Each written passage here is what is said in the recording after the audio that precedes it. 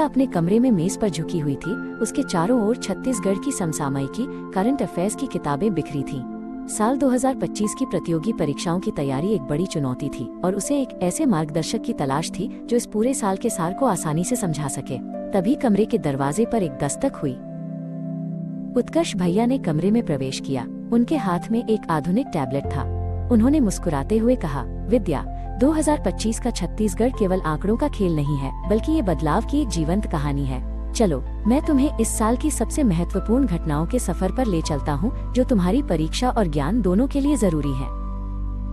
उत्कर्ष भैया ने टैबलेट पर एक ग्राफ दिखाते हुए समझाया, सबसे पहले सामाजिक कल्याण की बात करते हैं। 2025 में महतारी वंदन योजना ने एक नया कीर्तिमान स्थापित किया है। इसके माध्यम से लाखों महिलाओं के बैंक खातों में सीधे वित्तीय सहायता भेजी गई, जिससे ग्रामीण अर्थव्यवस्था को जबरदस्त मजबूती मिली है। ये महिला सशक्तिकरण का सबसे बड़ा उदाहरण बनकर उभरा है।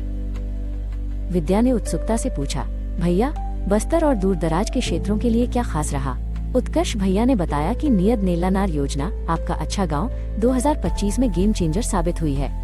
इसके तहत माओवाद प्रभावित क्षेत्रों के गांवों में बुनियादी सुविधाएं जैसे बिजली, पानी और सड़क को युद्ध स्तर पर पहुंचाया गया है, जिससे वहां के युवाओं को मुख्य धारा से जुड़ने का मौका मिला है। अब बात करते हैं तकनीक और नियुक्तियों की। उत्कर्ष भैया ने आगे कहा, 2025 में रायपुर और भिलाई को नए IT हब के रूप में विकसित किया गया है। साथ ही इस साल राज्य के नए राज्यपाल और मुख्य सचिव की नियुक्तियां भी चर्चा में रहीं, जिन्होंने शासन व्यवस्था में नई पारदर्शिता और गति लाने का संकल्प लिया है। प्रशासनिक ढांचे में ये बदलाव नीतिगत फैसलों को तेजी से लागू करने के लिए किए गए हैं। उत्कर्ष भैया ने एक न्यूज हेडलाइन की ओर इशारा करते हुए कहा, सांस्कृतिक मोर्चे पर श्री रामलला दर्शन योजना ने इस साल हजारों श्रद्धालुओं को अयोध्या की तीर्थ यात्रा कराई। इसके अलावा राजिम कुंभ कल्प को इस बार अंतर्राष्ट्रीय स्तर पर प्रमोट किया गया, जिससे छत्तीसगढ़ की धार्मिक पर्यटन पहचान विश्व पटल पर और भी गहरी हुई है। विद्या ने अपनी डायरी में कुछ लिखते हुए कहा, इसका मतलब है कि विरासत और विकास साथ साथ चल रहे हैं। उसने मेज पर रखे एक छोटे मंदिर के मॉडल को देखा। उसने महसूस किया कि कैसे राज्य अपनी जड़ों से जुड़े रहते हुए भी भविष्य की ओर कदम बढ़ा रहा है। बिल्कुल सही, उत्कर्ष भैया ने ताली बजाते हुए कहा। स्वच्छता के क्षेत्र में भी छत्तीसगढ़ ने 2025 में एक बार फिर राष्ट्रीय स्तर पर शीर्ष स्थान प्राप्त किया है। शहरों के कूड़ा प्रबंधन मॉडल को पूरे देश ने सराहा है। इसके अलावा नए स्पोर्ट्स कॉरिडोर की घोषणा ने राज्य के युवा एथलीटों के लिए ओलंपिक के सपने को नई उड़ान दी है। विद्या अब आत्मविश्वास से भरी हुई लग रही थी। उसने महसूस किया कि 10 मिनट की इस चर्चा ने उसके महीनों के भ्रम को दूर कर दिया था। उसने अपने बैग में कुछ खेल उपकरण रखे और सोचा कि कैसे राज्य के विकास के साथ उसका अपना भविष्य भी जुड़ा हुआ है। उत्कर्ष भैया ने विद्या के कंधे पर हाथ रखा और कहा, याद रखना, समसामयिकी केवल परीक्षा के लिए नहीं, बल्कि एक जागरूक नागरिक बनने के लिए भी जरूरी है।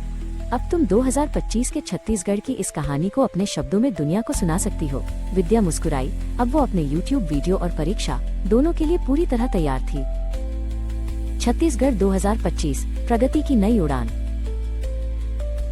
रायपुर के एक शांत पार्क में अरण्या अपनी डायरी और कुछ किताबों के साथ बैठी थी। वह राज्य सेवा परीक्षा की तैयारी कर रही थी।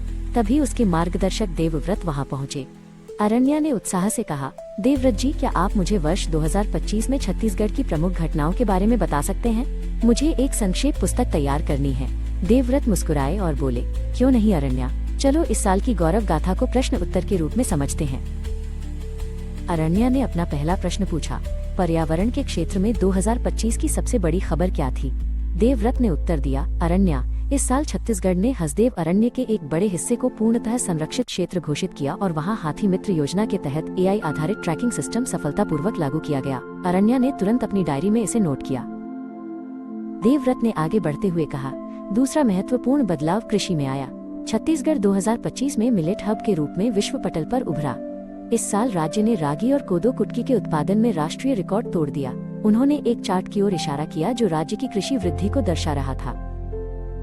अरण्या ने अगला सवाल किया, तकनीक और प्रशासन में क्या नया हुआ?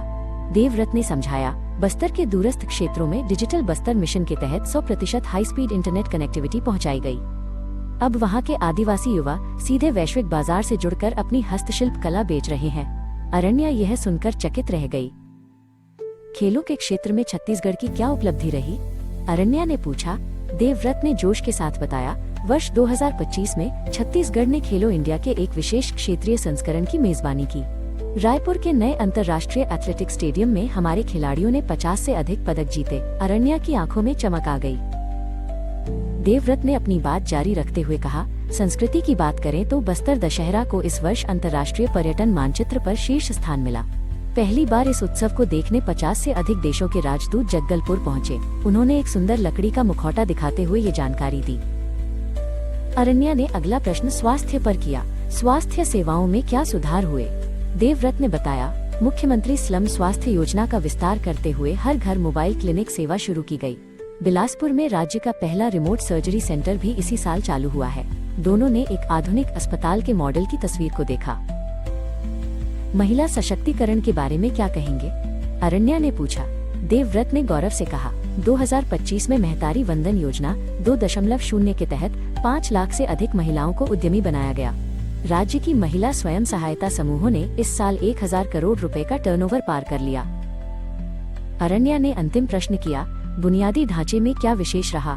देवव्रत ने बताया, रायपुर और दुर्ग के बीच लाइट मेट्रो का पहला चरण 2025 में शुरू हुआ। साथ ही रायगढ़ में राज्य का दूसरा सबसे बड़ा कार्गो एयरपोर्ट भी क्रियाशील हो गया। अरण्या ने अपनी कलम रोकी और राहत की सांस ली। ढलती शाम की सुनहरी रोशनी में पुराने बरगद के नीचे बैठे ज्ञानेश ने अपनी डायरी खोली। उनके पास ही बैठा नव्यान बड़े उत्साह से राज्य की नई बदलती तस्वीर के बारे में पूछ रहा था। ज्ञानेश जी, साल 2025 में छत्तीसगढ़ की प्रगति का सबसे बड़ा प्रतीक क्या है? ज्ञानेश मुस्कुराए और बोले, नव्यान, वो है हमारी नई औद्योगिक नीति, जो अब केवल लोहे तक सीमित नहीं बल्कि ग्रीन टेक्नोलॉजी और IT हब की ओर बढ़ रही है।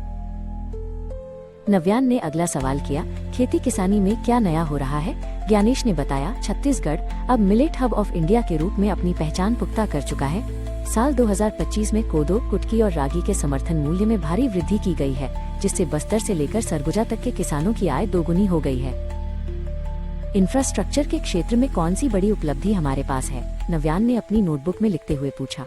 ज्ञानेश ने जवाब दिया, रायपुर विशाखापट्टनम इकोनॉमिक कॉरिडोर का छत्तीसगढ़ हिस्सा अब पूरी तरह चालू हो गया है। इसके साथ ही राज्य के 5 नए शहरों को स्मार्ट सैटेलाइट टाउन के रूप में विकसित किया जा रहा है, जो आधुनिक सुविधाओं से लैस हैं।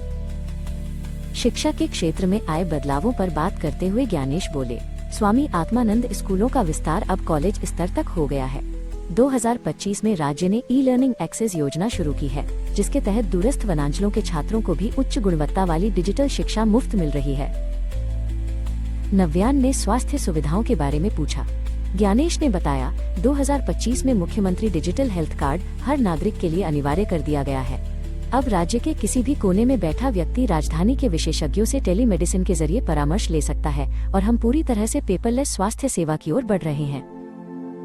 वनों और आदिवासियों के विकास के लिए क्या विशेष है? नव्यान का प्रश्न वाजिब था। ज्ञानेश ने समझाया, लघु वनोपज के प्रसंस्करण के लिए 100 नई इकाइयां स्थापित की गई हैं। अब हम केवल महुआ या इमली बेचते नहीं, बल्कि उनके उत्पाद बनाकर वैश्विक बाजार में निर्यात कर रहे हैं, जिससे स्थानीय स्व सहायता समूहों की महिलाएं लखपति दीदी बन रही हैं। संस्कृति और पर्यटन के बारे में ज्ञानेश ने उत्साह से कहा, राम वन गमन पथ का दूसरा चरण पूरा हो चुका है। अब छत्तीसगढ़ केवल खनिज नहीं बल्कि इको टूरिज्म का वैश्विक केंद्र बन गया है। मैनपाट और चित्रकूट में अंतर्राष्ट्रीय स्तर के रिसोर्ट्स खोले गए हैं, जो हमारी लोक संस्कृति को दुनिया तक पहुंचा रहे हैं। महिलाओं के लिए सबसे महत्वपूर्ण समाचार क्या है? नव्यान ने अपनी कलम रोककर पूछा। ज्ञानेश ने बताया, महतारी वंदन योजना का प्रभाव अब स्पष्ट दिख रहा है। 2025 में इस योजना के अंतर्गत उद्यमिता कोष जोड़ा गया है, जिससे ग्रामीण महिलाएं अब छोटे उद्योग शुरू करने के लिए बिना ब्याज के ऋण प्राप्त कर रही हैं। खेलों की बात छिड़ी तो ज्ञानेश की आंखें चमक उठी। उन्होंने कहा, बिलासपुर में स्थापित राज्य खेल अकादमी ने 2025 के राष्ट्रीय खेलों में रिकॉर्ड पदक जीते हैं। छत्तीसगढ़ अब तीरंदाजी और हॉकी का नया पावर हाउस बनकर उभरा है, जहां ग्रामीण प्रतिभाओं को विश्वस्तरीय कोचिंग मिल रही है। जैसे जैसे रात होने लगी, ज्ञानेश ने अपनी डायरी बंद की। उन्होंने नव्यान से कहा, प्रगति केवल आंकड़ों में नहीं बल्कि लोगों के आत्मविश्वास में दिखती है। 2025 का छत्तीसगढ़ गढ़बो नवा छत्तीसगढ़ के सपने को हकीकत में बदल रहा है। नव्यान ने सिर हिलाया। उसका मन अब अपने राज्य के भविष्य को लेकर गौरव से भरा हुआ था। देश अपनी मेज पर ढेर सारी किताबों के साथ बैठा था। उसकी आंखों में भविष्य की चुनौतियों को जीतने की चमक थी। तभी उसकी गुरु मैत्रेयी एक नया रजिस्टर लेकर आईं। उन्होंने मुस्कुराते हुए कहा, अन्वेष, आज हम छत्तीसगढ़ वर्ष 2025 के उन महत्वपूर्ण पड़ावों को समझेंगे जो तुम्हारी प्रतियोगी परीक्षाओं के लिए नींव का पत्थर साबित होंगे। अन्वेष ने अपनी कलम उठाई और सीखने के लिए तैयार हो गया। अन्वेष ने पहला प्रश्न पूछा, मैत्री मैम, शक्तिपीठ परियोजना के बारे में काफी चर्चा है, यह क्या है? मैत्रेयी ने मानचित्र पर उंगली रखते हुए समझाया, यह राज्य की एक महत्वाकांक्षी योजना है। इसके तहत छत्तीसगढ़ के 5 प्रमुख धार्मिक स्थलों माँ दंतेश्वरी दंतेवाड़ा, माँ बमलेश्वरी डोंगरगढ़, माँ महामाया रतनपुर, माँ चंद्रहासिनी चंद्रपुर और माँ कुदरगढ़ी सूरजपुर को विकसित किया जा रहा है। इसका उद्देश्य पर्यटन और संस्कृति को बढ़ावा देना है। अगला प्रश्न महतारी वंदन योजना के बारे में था। मैत्रेयी ने अपना टैबलेट दिखाते हुए कहा, वर्ष 2025 में इस योजना ने एक नया कीर्तिमान स्थापित किया है।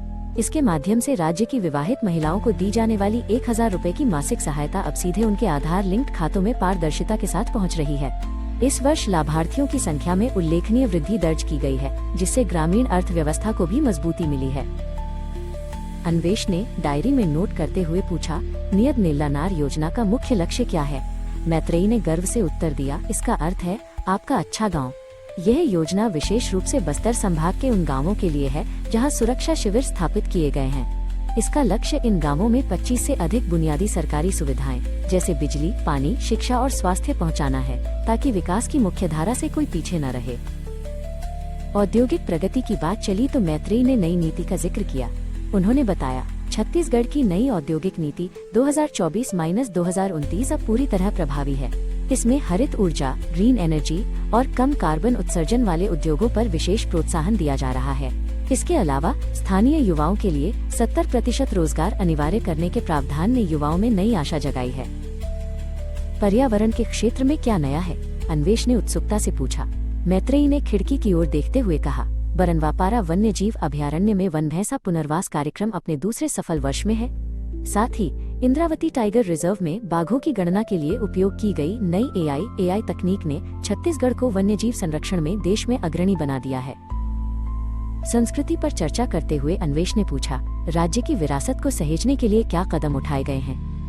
मैत्रेयी ने समझाया, वर्ष 2025 में गढ़बो नवा छत्तीसगढ़ के तहत पुरातात्विक खुदाई में प्राप्त सिरपुर और राजिम के नए अवशेषों को संरक्षित करने के लिए एक आधुनिक डिजिटल संग्रहालय की घोषणा की गई है। ये छात्रों और शोधकर्ताओं के लिए ज्ञान का बड़ा केंद्र बनेगा। नियुक्तियों और प्रशासनिक सुधारों पर बात करते हुए मैत्रेयी ने कहा, प्रशासनिक दक्षता बढ़ाने के लिए राज्य ने ई-गवर्नेंस को हर तहसील स्तर तक पहुंचा दिया है। हाल ही में नियुक्त नए मुख्य सचिव ने फाइल निपटान के लिए समय सीमा निर्धारित की है, जिससे सरकारी कार्यों में गति आई है। अन्वेष ने इस महत्वपूर्ण जानकारी को अपने नोट्स में शामिल किया। अंत में उन्होंने कृषि क्षेत्र पर चर्चा की। मैत्रेयी ने अनाज के कुछ दाने दिखाते हुए कहा, धान की रिकॉर्ड एमएसपी खरीद के साथ सरकार ने अब मिलेट्स, बाजरा, कोदो, कुटकी के लिए विशेष प्रसंस्करण केंद्र स्थापित किए हैं। छत्तीसगढ़ अब देश का मिलेट्स हब बनने की राह पर है, जिससे किसानों की आय में दोगुनी वृद्धि दर्ज की गई है। सत्र समाप्त करते हुए मैत्रेयी ने अन्वेष के कंधे पर हाथ रखा। उन्होंने कहा, अन्वेष, जानकारी केवल याद रखने के लिए नहीं बल्कि समझने के लिए होती है। छत्तीसगढ़ की यह प्रगति तुम्हारी सफलता की कहानी का हिस्सा बनेगी। अन्वेष ने अपना बैग उठाया। उसका आत्मविश्वास अब और भी दृढ़ था। वो जानता था कि सही दिशा में की गई मेहनत कभी बेकार नहीं जाती।